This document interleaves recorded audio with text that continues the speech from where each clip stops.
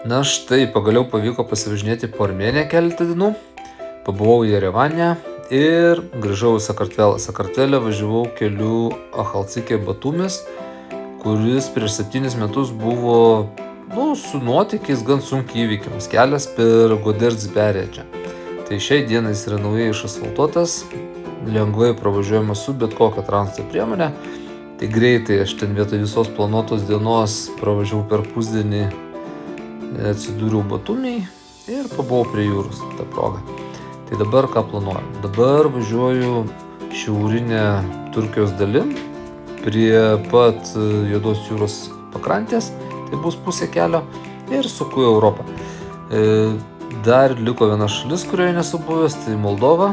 Tai noriu pasivažinėti po Moldovą, pasižiūrėti Kišiniovas, kaip atrodo, sulyginti su visa Europa. Ir tada žiūrėsim toliau.